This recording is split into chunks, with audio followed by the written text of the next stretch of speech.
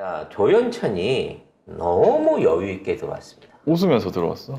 그러면서 나는 도주한 것이 아니고 귀국을 연기한 거다.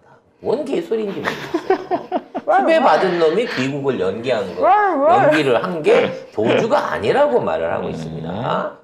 네, 최근 조현천 전 국군 기무사령관의 부하 직원에 대해서 유죄 판결이 확정된 사실이 확인됐는데요. 법원은 이 조현천 사령관이 문건 작성을 지시하고 보고받았다고 판결문에 적시했습니다. 그러니까 이제 이 법원의 논리가 그 한동훈 쓰레기 같은 게 조작은 했지만 내가 입학을 안 했잖아. 라고 그렇죠. 얘기하면 그렇죠. 조작질이 의미가 없다는 겁니다. 네. 아이고. 어? 이 가짜 표창장은 좀 반대 논리가 지금 존재를 하고 있는 거죠. 그래서 이 문건이 작성되긴 했지만 우리가 구테타를 안 했으니까 내가 죄가 없는 거잖아. 생각도 못하나? 구테타 생각도 해볼 수 있지? 지금 어? 이 논리로 지금 밀고 가는 거예요. 구테타를 생각을 해볼 수 있다고요? 그렇지. 계획서까지 다 만들고? 그래, 아니 대통령을 왜냐면- 죽일 생각을 할 수도 있는 거잖아. 이 촛불 생각만 할 집회 수 있잖아. 때문에 나라가 너무 위태로울 수 있으니까 계엄령을 내가 그냥 개인적으로 생각만 해본 거야 라는 쪽으로 이상한 논리를 만들어내고 있어요. 그러니까 우리도 생각은 해볼 수 있잖아요. 뭐 광장 한복판에 세워놓고 돌로 쳐 죽인다든지 뭐 이런 건 생각은 할 수 있는 거잖아요. 비행기 타고 가다가 뭐 어떻게 된다든지. 뒤진다든지 이런 거 생각만 할 수 생각을 있잖아요. 해볼 그러니까 말 그대로 얘들 생각만 했다는 거야. 그 우리도 이제 문건 작성해도 상관없는 거죠. 그렇지, 그냥 그 생각한 걸 정리를 해본 정리만 거지 하면 되는 내가 거죠. 직접 한 건 아니니까. 그러니까 정리는 괜찮은 거지. 그래서 이런 여유를 보이니까 MBC가 야, 너 밑에 있는 부하 직원들도 문건 작성만 한 거 가지고 유죄 판결 받았어. 너도 근데 그 사람들이 다 네가 시켜서 했다고. 너한테 보고 다 했다고 보고를 했기 때문에 너는 유죄가 아닐 수가 없다라는 거를 가르쳐주고 있는 거거든. 그렇습니다. 문제는 얘 입이 폭탄이라니까. 똑같은 거지. 기무사령관이 아무 이유 없이 자기 업무를 보다가 어느 날 나라가 혼란스러워.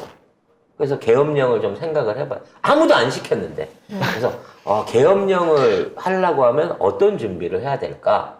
그래서 20개가 넘는 부대들하고 5,000대가 넘는 장비들과 군인들을 동원해가지고 네.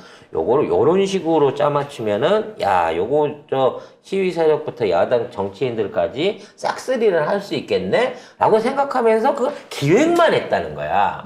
그 과정 중에 이게 나 혼자 생각 같은 소설이라고 할 건데 밑에 있는 애들한테도 일일이 물어봐요. 야, 거기 부대 몇 명이야? 거기 어느 정도 동원할 수 있대? 걔네들 대장이 누구야? 그래서 구체적으로 이름과 부대와 병력과 담당 지휘관들이 언급돼 있는 이런 문건을 만들었는데 생각만 해봤지 실행을 안 했으니까 그거는 죄가 아니라니까 말할 수 있는 단계가 아니란 말이야. 이 정도 돼버리면. 그렇죠. 사실상의 실패한 국가 그 전복 음모였던 거야. 이거 구테타, 자체가. 실패한 구테타지. 그냥 헌정 중단을 시키려고 했었던 시도가 있었다는 거거든. 그것만으로도 사형을 받아야 될 놈이에요. 문제는 얘가 외국에 나가 있는 동안 아무도 안 잡아오는 거야. 그러니까 왜 그랬는지가 그걸 저도- 문재인 대통령이 안 잡은 게 아니에요. 검사들이 얘네들을 체포해올 생각을 안 한 안 거야. 하는 거지. 아니 교민들도 알고 있었어. 걔가 어디 있는지. 그래서 심지어 제보까지 했어. 어디 동네에 있다. 주소까지 제보를 해줬는데 체포를 하러 안 안 해요. 보냈다니까. 그냥 여권만 중지를 시켜버리고 그쪽 미국 법무부에다가 잡아주세요 라고 요청을 했으면 그냥 송환해서 데리고 올 수 있는 놈을 지난 정권에서는 안 데리고 왔다는 거지. 검찰이. 그럼 왜 그랬겠냐. 검찰을 움직이는 세력들이 보니 얘가 들어오게 되면 지들도 후달리게 생겼거든. 쉽게 말하면 국짐 애들이 다 연루됐을 거 아니에요. 그 당시에. 박근혜 밑에 있던 애들이 연루됐을 거고 그러면 그 밑에 있던 검사 새끼들부터 시작해서 권력을 쥐고 있는 르네상스 왔다 갔다 했던 놈들이 다 연루돼 있었을 거 아니야. 르네상스. 응?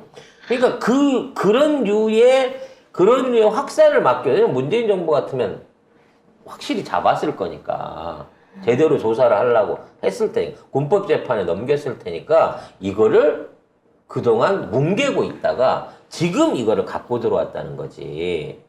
근데 얘가 이렇게 여유가 있다는 얘기는 뭐냐면 검찰이 됐든 뭐 군법 재판을 할지 민간 재판을 할지 모르겠습니다. 민간 재판을 하게 될 것 같아요. 검찰이나 조사하는 사람들하고 어느 정도 조율을 맞춘 거예요. 맞췄겠지. 그래서 아니, 어떤 그것도 놈을 얘기가 불어서 되겠지. 어떤 장관을 어떤 별을 날릴까 그거에 대한 것들을 생각을 하고 있을 거라는 얘기지. 이미 문재인 정부가 어제 설명드린 37기 육사 출신은 전부 다 쓸어냈어요. 왜냐면 걔들이 주축이 돼서 이걸 벌린 것 같은데 조현천이 튀어버렸으니까 명확하게 가담 정도로 확인을 못하니까 일괄해서 걔들을 다 날려버렸어. 그리고 지금 군대를 장악하고 있는 사람은 경호처장 김영원이란 말이에요. 이 경호처장 김영원이가 우리나라 국방부 쪼개갖고 합참하고 쪼개는 거를 실제 입안을 했고 지금 실행을 하고 있는 놈 아닙니까? 경호처장인데도 불구하고. 근데 이런 놈이 남아있는 별들까지도 행사 여탈을 할 수 있는 조현천의 입을 갖고 무슨 장난을 칠지를 모르겠다는 거야. 이게 단순하게 개인적인 인탈을 갖고 조현천한테 면죄부를 주는 걸로 끝날 것 같지가 않습니다. 제가 보기에는. 대대적인 별똥별들의 추락이 있을 건데 그 안에서 줄을 대기 위해서 누구를 찾겠느냐는 거지. 결국은 한동훈이하고 저기를 찾을 수밖에 없다는 거야. 김영현이 찾을 수밖에 없다는 거야. 그래서 진짜 군권이 그나마 우리나라 지키려고 하든 일본 자위대 들어오면 나 그 꼴 못 봅니다 라고 지금 불만이 부글부글 끓고 있는 현장 지휘관들에 대해서 이걸로 또 한번 족쇄를 채우려고 들지 않을까 싶은 거예요. 왜? 한미일 군사동맹을 해야 되잖아. 그럼 우리가 일본 밑으로 편제가 돼야 된단 말이야. 근데 우리 군인들이 자존심이 엄청 상해 있어요, 지금. 이 성사 뺏긴 거, 우리 김종대 전 의원 얘기 들어보면 성사 뺏긴 문제, 이 천공 이것부터 시작해갖고 무인기라든지 그동안 있었던 뭐 낙탄 사고, 그리고 지소미아 일방적으로 풀어줘버리니 뭐 이런 부분 때문에 완전히 뚜껑이 돌아가 있는데 지금 있는 상태에서 일본군이 주둔을 한다? 일본군 군대나 사람들이 들어와서 우리랑 어떤 일종의 합동본부를 만든다? 운영본부를 한다? 공동훈련을 한다? 이거 아주 맛이 가 있는 상태인 거거든. 그 불만을 조지는 카드로 조현천의 입을 쓰지 않을까라는 걱정이 된다는 겁니다. 지금 조현천이 받는 혐의가 뭐냐면 내라는 그러니까 계엄령 검토 문건 작성을 지시하고 윗선에 문건을 보고했다. 그 다음에 허위 공문서 작성 및 사용. 이 문건 작성을 숨기기 위해서 위장 태스크포스 팀을 만들어가지고 허위 공문으로 인력 파견 및 예산을 신청을 합니다. 그리고 정치관여 2016년 10월에서 12월 기무사를 동원해서 박근혜 당시 대통령 지지 집회를 개최를 합니다. 그리고 업무상 횡령 2016 기무사 자금 6천만 원을 업무 외의 목적으로 사용한 것.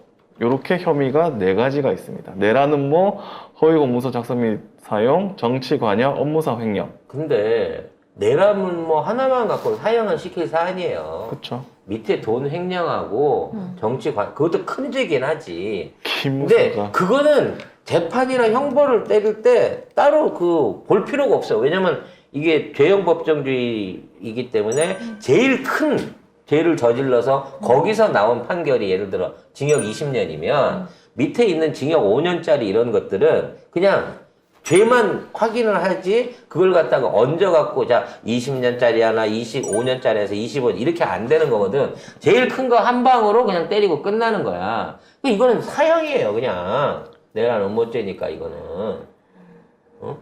이건 되게 웃기지 않나요? 근데 웃으면서 마약 들어와. 혐의로 들어온 전우원 씨는 수갑을 채웠어요.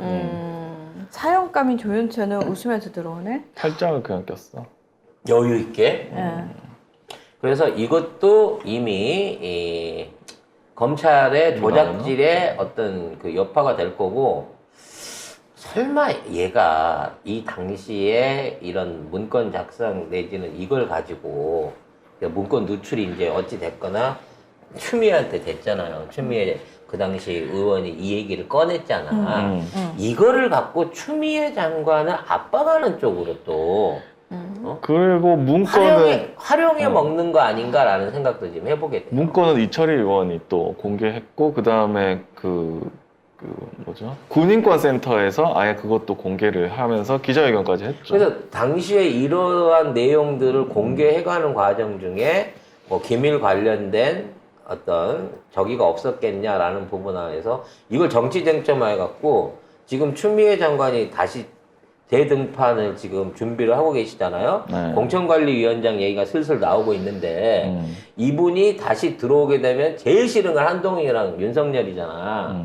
그러니까 한동훈, 윤석열이 추미애 장관에 대한 어떤 일종의 족쇄를 채우기 위해서 얘의 문건 유출에 관련된 쪽으로 검찰이 수사를 전환하는. 그래서 또다시 추미애 전 장관을 갖다가 거기에 엮는 그런 짓거리도 지금 하지 않을까라는 생각을 해봅니다. 근데 그렇게 해서 또 뭐 그러면 뭐 문건 유출 뭐 이런 식으로 또 그런 거지 또. 그래서 공문서가 왜 유출됐나? 그렇지. 누가 유출했나? 왜 군 기밀 문서를 어떤 방식으로 빼갔냐. 이런 그리고 그걸 발표한 그 문서 자체를 어떤 형태로 네가 빼갔으니까 그 자체가 범죄 행위 아니냐라는 방식으로 지랄을 떨지 않을까 싶은 생각이 있습니다. 아주 두고 보자고요. 왜냐면 얘네들은 수가 얕아서 너무 빤히 보여.